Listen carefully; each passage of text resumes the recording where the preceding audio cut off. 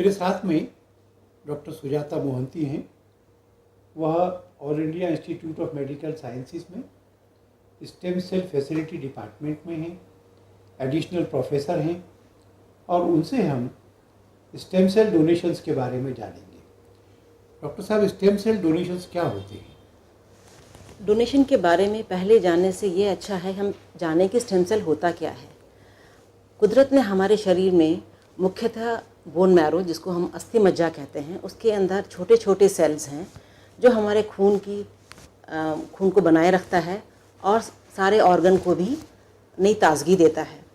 तो सबसे बड़ा इनका उपयोग है, जो सब लोग जानते हैं, कैंसर में, क्योंकि कैंसर में अस्थि मज्जा एकदम ख़राब हो जाती है और दूसरे तरह के सेल्स अपना रूप दिखाते हैं और कैंसर प्रकट होता है।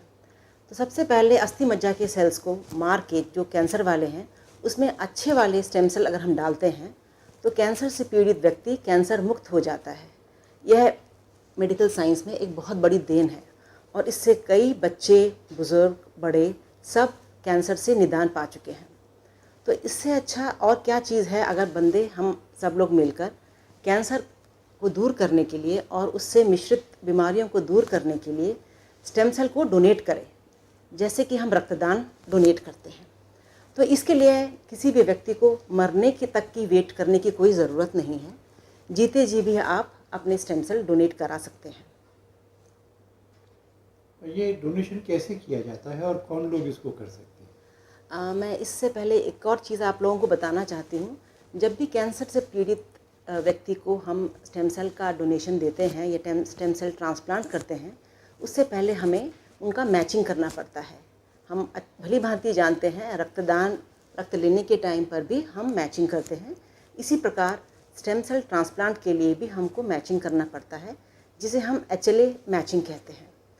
और इस मैचिंग, अपने परिवार के अंदर मैचिंग मिलना बहुत ज़्यादा संभावनाएं होती हैं, पर उसकी संभावना भी 25% से ज़्यादा नहीं होती अपने भाई बहनों में। उसमें इसका मतलब ये है 70 से ज़्यादा लोग ऐसे हैं जिनमें मैचिंग की कोई उम्मीद नहीं है। अगर आपका परिवार सीमित है और आपके भाई बहन बहुत कम नंबर में हैं, तो आपको 25% से ज़्यादा की कोई उम्मीद नहीं है कि आपको HLA मैच डोनर मिलेगा स्टेम सेल ट्रांसप्लांट के लिए, अगर कोई व्यक्ति कैंसर से पीड़ित है।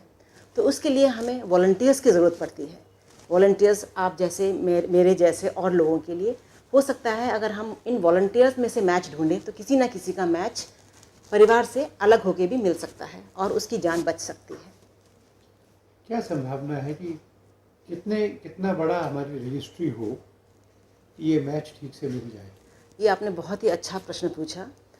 भारत में रजिस्ट्री का अभी स्टेटस इतना अच्छा नहीं है। जैसा कि मैंने बताया, 25% तक लोगों को अपने परिवार के अंदर मैचिंग मिलता है,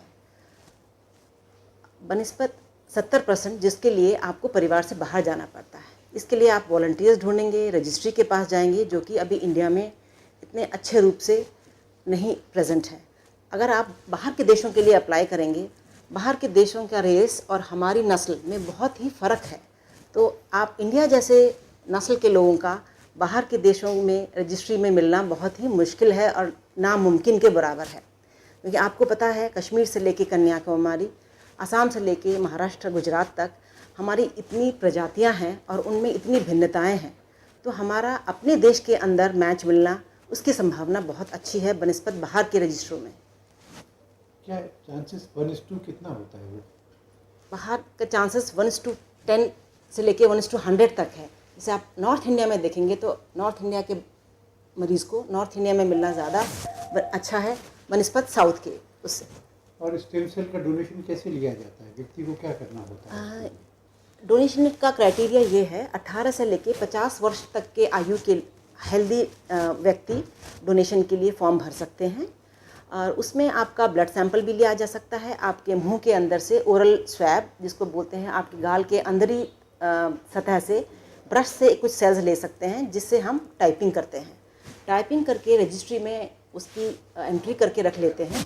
जब भी कोई रिक्वेस्ट आती है जिस पेशेंट की कि उसको परिवार के अंदर उसको बोन मैरो नहीं मिल रहा और वो चाहता है अपने नॉर्थ में या साउथ में किसी भी, तो रजिस्ट्री में जब उसकी मैचिंग हो जाती है पेशेंट की और रजिस्ट्री में जिन लोगों ने डोनेट करने के लिए प्रतिज्ञा की है, उसके बाद हम फिर उस पेशेंट का उसके अस्थि मज्जा में से, दैट इज़ बोन मैरो में से, या उसके खून से भी हम लेके स्टेम सेल पीड़ित व्यक्ति को दे सकते हैं।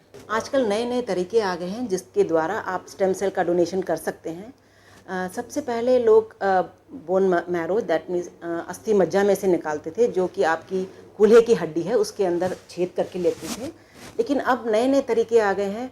आपके हाथ में जैसे आप रक्तदान करते हैं, उसी अनुसार आपके हाथ की नली में से, खून में से स्टेम सेल अलग निकाल लिए जाते हैं और खून आपके शरीर में वापस डाल दिया जाता है। जैसे आप प्लेटलेट डोनेट करते हैं या डायलिसिस में जैसे आपका खून जाता है और गंदा सामान बाहर निकल जाता है और साफ स्वच्छ खून वापस आपके शरीर में आ जाता है, उसी अनुसार आप स्टेम सेल भी डोनेट कर सकते हैं। इसमें से कुछ कमजोरी आती है या बीमारी होने की संभावना होती है क्या? कदापि नहीं, इसमें कोई कमज़ोरी नहीं आती और कोई बीमारी आपके शरीर में एंटर नहीं करती, प्रवेश नहीं करती। ये एकदम रक्तदान के समान ही है और बड़े पुण्य काम के लिए है।